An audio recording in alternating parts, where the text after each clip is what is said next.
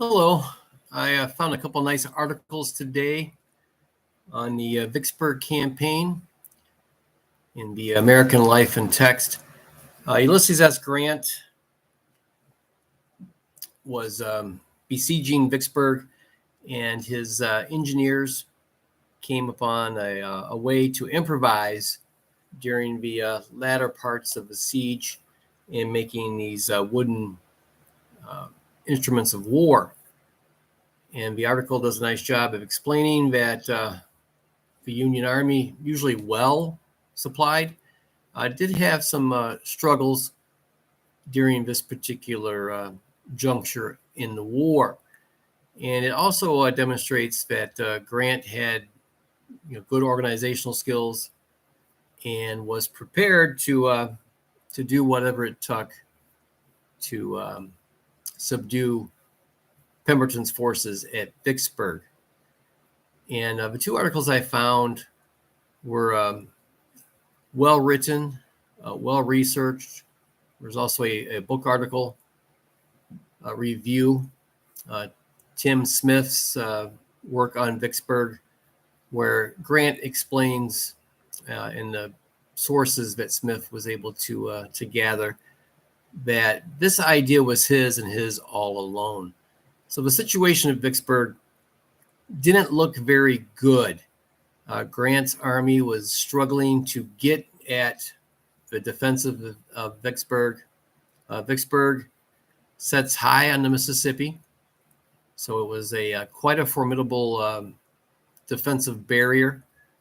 And Grant ends up going south of the city and cooperating with the Navy, which both articles do a nice job talking about Grant's relationship with Admiral Porter during this campaign. Porter got along very well, was fond of Sherman and of Grant once he got to meet General Grant.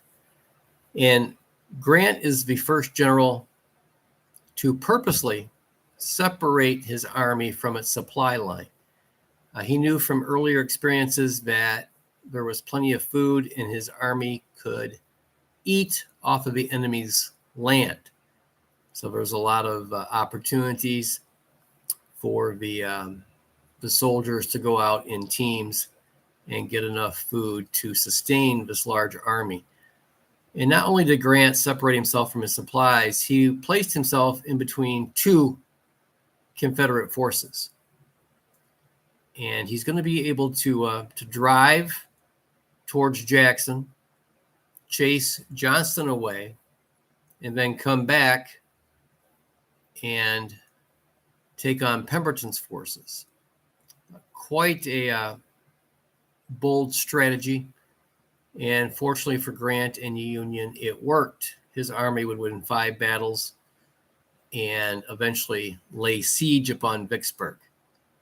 And this is going to be the second army that Grant takes whole, as he enjoyed success at Donelson, Vicksburg, and of course, the war essentially ends with Grant's capture of the Army of Northern Virginia in the city Appomattox Courthouse, where the terms of surrender will occur in Wilbur McLean's home. So these articles were very nice. I was able to navigate the database very easily, and there was definitely plenty to look at and plenty to digest. And I learned some valuable information as far as Grant and his capture of Vicksburg, which occurred on July 4th, 1863, the same day where Lee is retreating after being defeated at Gettysburg. So a big day for the North, July 4th, 1863. Thank you.